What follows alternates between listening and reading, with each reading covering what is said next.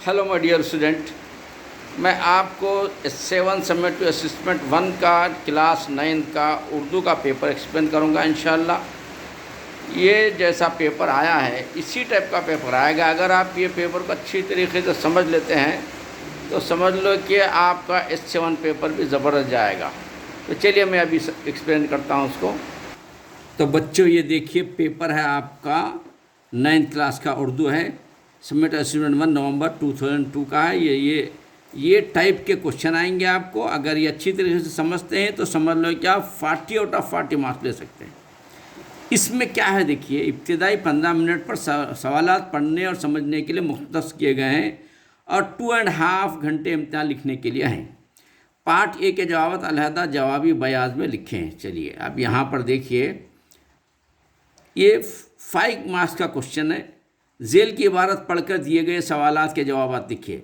मौलाना अनवारुल्लाह खां बहादुर का अजीम कारनामा जामे निज़ामिया का क़याम है। ये तो आपको मालूम है, मौलाना अनवारुल्लाह खां साहब ने ही जामे निज़ामिया को क़ायम किया, जो हैदराबाद में जो है जामे निज़ामिया एक यूनिवर्सिटी है, इस्लामिक यूनिवर्सिटी है, आप अच्छी तरह से जानते हैं। मौलाना ने इल्म की रोशनी फैलाने के लिए 19 ज़िलहज्जा 1292 में इस मदरसे की बुनियाद रखी, जो आज भी शहर हैदराबाद से सारी दुनिया में इल्म की रोशनी फैला रहा है, जहाँ से अब तक लाखों की तादाद में तलबा मुफ्त तालीम हासिल कर रहे हैं।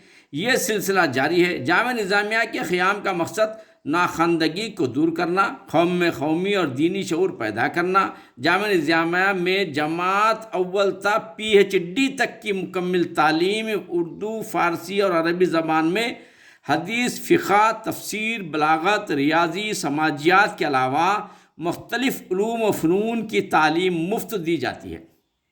आसिफ जा सादिस नवाब मीर महबूब अली ख़ान दिसंबर 1900 में इन अल्फाज के ज़रिए जामिया निज़ामिया की सरपरस्ती कबूल फरमाई। चलिए अब आपको यहाँ पर इसी जो इबारत पढ़े हैं, इसी इबारत में से आप कौन सा लिखना, देखिए आप इधर उधर भटकना करना नहीं है, सुकून के साथ आपको लिख सकते हैं आंसर। अब यहाँ पर देखिए क्या क्वेश्चन है।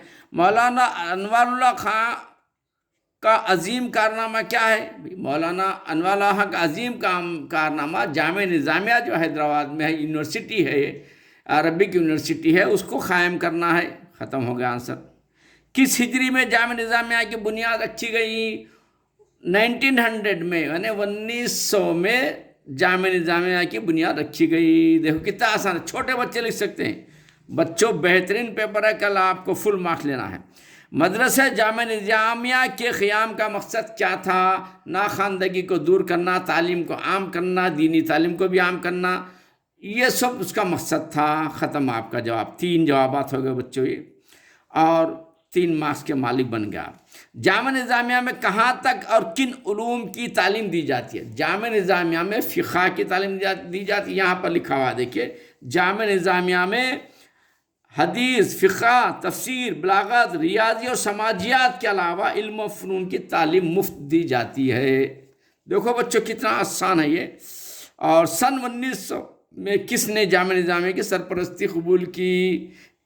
जामे निज़ामिया सरपरस्ती कौन? उस्मान बादशाह, जो मीर महबूब अली के नाम से। देखिए आसिफ जा सादिस नवाब मीर महबूब अली ख़ान ने दिसंबर 1900 में इन अल्फाज के जरिए जामे निज़ामिया की सरपरस्ती कबूल की। इस तरह देखो बच्चों, ये आप सुकून के साथ आपको एक मैटर मिलेगा, उस मैटर के 5 क्वेश्चंस रहेंगे।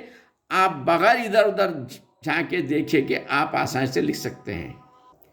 बच्चों देखिए, बेहद दी गई इबारत का बगौर मुताला कीजिए और झील के सवालात का सही जवाब भी बयाज में लिखिए। इसके ही बच्चे जिस तरह इसके 5 मार्क्स थे, इसके भी आपको 5 मार्क्स हैं। लेकिन अब जो पेपर आ रहा है बच्चों, आपको 5 नहीं 10 मार्क्स मिलेंगे आपको। अब पेपर का थोड़ा पैटर्न चेंज हो गया है, लेकिन आपको यही प्रैक्टिस करना है, इसी के ज़रिए वो भी आ जाता है। हज़रत इस्माइल अलैहिस्सलाम बचपन की हद से निकल कर शऊर की मंजिल पर गामदर होने लगे, यानी बचपना जाके थोड़ा उनको शऊर आ गया, यानी ज़रा सा बड़े हो गए समझिए। और जब आपकी उम्र 13 साल तक हो गए तो आपको मालूम है कि 10 साल में काफ़ी समझ भी आ जाती है बच्चों में, इसलिए नमाज़ पढ़ना फ़र्ज़ है 10 साल की वजह उम्र से। तो आप इस्माइल अलैहिस्सलाम 13 साल की उम्र के करीब हुए तो अल्लाह کہ خلیل حضرت ابراہیم علیہ السلام کو خواب میں دیکھا۔ حضرت ابراہیم علیہ السلام اللہ تعالیٰ کے خلیل کہلاتے ہیں۔ خواب میں دیکھا کہ ہاتف غیبی آواز دے رہا ہے، یعنی اللہ تعالیٰ آواز دے رہا ہے کہ اے پیارے خلیل علیہ السلام اٹھو اور اس پروردگار کے نام پر قربانی کرو۔ اللہ تعالیٰ کہہ رہے ہیں ابراہیم علیہ السلام کو اٹھو اور پروردگار کے نام پر قربانی کرو۔ صبح ہوئی تو آپ نے سو دمبے اللہ کی راہ میں قربان کر دیے، 100 دمبے قربان کر دیے۔ دوسری رات سوئے تو پھر وہی آواز آئی، آپ دوسرے دن موٹے تازے خوبصورت 100 اونٹ کی راہ میں قربان کیجئے۔ تیسری رات جب عرفہ تھا تو آپ سوئے تو پھر وہی خواب دیکھا کہ آپ نے حالت خواب میں عرض کیا اے میرے رب، میں نے دمبوں کی قربانی دی، اونٹ کی قربانی دی، اب کس چیز کی قربانی کروں؟ حکم ہوا اللہ کا اپنے پیارے بیٹے کی قربانی کرو۔ اللہ اکبر۔ یہ ہے دیکھو بیٹے، یہ بچوں، یہ امتحان جو اللہ تعالیٰ لے رہے ہیں۔ سوالات دیکھیے، اب اس کے تعلق سے آتے ہیں، آپ کو بڑی آسانی کے ساتھ 5 مارکس ملنے والے ہیں، یعنی اب تو پیپر جو آ رہا ہے اس میں تو 10 مارکس ملنے والے ہیں۔ حضرت ابراہیم خلیل اللہ علیہ السلام نے خواب میں کیا دیکھا؟ خواب میں یہی دیکھا کہ اللہ تعالیٰ کہہ رہا ہے کہ اٹھو اور قربانی کرو۔ یہ خواب میں آپ نے دیکھا، سنا۔ دوسرا کوشچن ہے، حضرت اسماعیل علیہ السلام کی عمر اس وقت کیا تھی؟ حضرت اسماعیل علیہ السلام کی عمر اس وقت تقریباً 13 سال تھی۔ حضرت ابراہیم خلیل اللہ علیہ السلام نے پہلے دن خواب میں کیا دیکھا؟ پہلے دن خواب میں یہ دیکھا کہ قربان کا حکم دیکھا اور آپ نے 100 دمبے قربان کیے۔ حضرت ابراہیم خلیل اللہ علیہ السلام نے کتنے اونٹوں کی قربانی دی؟ آپ نے 100 اونٹوں کی قربانی دی۔ دیکھو بچوں کتنا آسان کوشچن ہے، بہترین مارکس لے سکتے ہیں آپ۔ کل کا پیپر بہترین کرنا چاہیے آپ کو۔ اور اب تو پہلے تو 2 پیپر آتے تھے 40 مارکس کے، اب تو ایک ہی پیپر آ رہا ہے 80 مارکس کا، اور زبردست مارکس لے سکتے ہیں۔ تیسری رات کون سی رات تھی؟ آخری رات اللہ کا کیا حکم ہوا؟ تیسری رات بہت ہی امپورٹنٹ رات تھی، اور تیسری رات یعنی آخری رات میں اللہ تعالیٰ نے اپنے پیارے بیٹے کو قربان کرنے کا حکم دیا۔ اللہ حکم ہوا کہ اپنے پیارے بیٹے کی قربانی کرو، یہاں پر لکھا ہوا ہے دیکھیے۔ تو بچوں اس طریقے سے آپ کو 5 10 مارکس، اب تو 10 20 مارکس کے آپ مالک بن جاتے ہیں، سمجھیے۔ اب آگے بڑھیں گے اپن بچوں، یہاں پر دیکھیے، یہ تو عبارت تھی، عبارت کے مارکس آپ کو آسانی سے مل جاتے ہیں۔ یہ اشعار ہے، اشعار کے بھی آسانی سے مل جاتے ہیں۔ دیکھیے ذیل کے اشعار پڑھیے اور سوالوں کے جواب کا انتخاب کر کے جوابی بیاض میں لکھنا ہے آپ کو، مارکس ڈبل ہونے والے۔ یہ کیا تھا بچوں؟ پہلے 2 پیپر ہوتے تھے، فرسٹ پیپر سیکنڈ پیپر، اب گورنمنٹ آ کہ ایک ہی پیپر کر دیا ہے۔ اس میں ایک پیپر ہونے کی وجہ سے آپ کو 80 مارکس یعنی 40 نہیں بلکہ 80 مارکس ملیں گے، یعنی ہر سیکشن میں آپ کو ڈبل مارکس ملنے والا ہے، 5 نہیں بلکہ 10 ملنے والے ہیں۔ میتھڈ تو وہی رہیں گا، آپ دیکھیے غور سے، یہاں پر بھی دیکھیے۔ ٹہنی پر کسی شجر کی تنہا، ٹہنی پر کسی شجر کی تنہا نے جھاڑ کی ٹہنی پر بلبل تھا کوئی اداس بیٹھا، جھاڑ کی ٹہنی کے اوپر بلبل بیٹھا تھا، پرندہ بیٹھا تھا، یہاں کہتا تھا کہ رات سر پر آئی اڑنے چگنے میں دن گزارا۔ اب انہیں یہ سوچتا کہ رات تو آ گئی ہے، اب آرام کرنا پڑے گا، کیونکہ دن میں کیا اڑتے ہوئے اور دانا کھاتے ہوئے چگتے ہوئے دن گزارے ہوں۔ پہنچوں کس طرح آشیاں تک، اب انہیں سوچنے لگا کہ اب دانے کھانے میں اڑنے میں اس کا ٹائم لگ گیا، اب شام ہو گئی، تب سوچ رہا ہے کہ اپنے آشیانہ اپنے گھونسلے کو کیسا پہنچوں۔ اب ہر چیز پہ چھا گیا اندھیرا، کیونکہ جیسے رات ہو گئی اندھیرا ہوگا، اب اندھیرے میں اپنے آشیانے کو جانا ہے اس کو۔ سن کر بلبل کی آہ وہ زاری، وہ بلبل سننے لگا، بلبل کی جو آہ زاری جو کر رہا تھا، بلبل جو بول رہا تھا، اس کو جگنو کو یہ پاس ہی سے بولا۔ جگنو تھا یعنی پرندہ جو ہوتا ہے، وہ بلبل جو ہوتا ہے وہ تو روشنی نہیں دیتا، اندھیرے میں جانا پڑے گا۔ تو جگنو کی جو ہوتا ہے رات میں چمکتا ہے، روشنی دیتا ہے۔ تو جگنو کوئی پاس ہی سے بولا، حاضر ہوں مدد کو جان و دل سے۔ جگنو بول رہا پر بلبل کو کہ میں حاضر ہوں، ڈرو مت، اندھیرا ہوا تو کیا ہوا، میرے روشنی میں بھی آپ جا سکتے ہیں۔ کیڑا ہوں اگرچہ میں ذرا سا، میں تھوڑا سا آپ سے، تو بلبل تو بڑا ہوتا ہے، جگنو بالکل چھوٹا ہوتا ہے، تو بڑا چھوٹا سا کیڑا ہوں مگر میں آپ کی مدد کروں گا۔ چلیے اب آگے بڑھیں گے. اس کے سوالات دیکھیے کیسے آسان ہوتے ہیں. بلبل کہاں بیٹھا تھا؟ کہاں پہ بیٹھا تھا؟ ٹہنی پہ بیٹھا تھا. بلبل جھاڑ کے اوپر بیٹھا تھا. بلبل کیوں اداس تھا؟ اس لیے کہ اندھیرے کی وجہ سے اداس تھا. انہیں کھانے میں، کھانا چگنے میں، کھانا کھانے میں، ادھر ادھر پھرنے میں، اڑتے رہا، اڑنے میں ٹائم پاس ہوگا. شام ہو گئی، اندھیرے کی وجہ سے پریشان تھا. بلبل کیوں اداس تھا؟ اندھیرے کی وجہ سے. بلبل نے کس طرح دن گزارے؟ کیا کرے؟ دن رہے تک اڑتے رہے، ادھر ادھر اڑنے لگے، چگنے لگے. یہاں کھانا کھائے، وہاں دانا کھائے، یہاں دانا کھائے، اڑنے کے لگے. تو بلبل نے کس طرح دن گزارے؟ اڑنے چگنے میں دن گزارے. بلبل کی مدد کو کون آیا؟ بلبل کی مدد جگنو آیا. دیکھو بچوں، بہت آسان پیپر ہوتا ہے. آپ کو یعنی پیپر لے کر خود ہی سے آپ کر سکتے ہیں. آپ کو ایٹ اے ٹائم جگنو نے بلبل کو کیا کہا؟ کیڑا ہوں بولا انہیں، میں چھوٹا سا کیڑا ہوں، آپ کی مدد کرتا ہوں بولا تھا.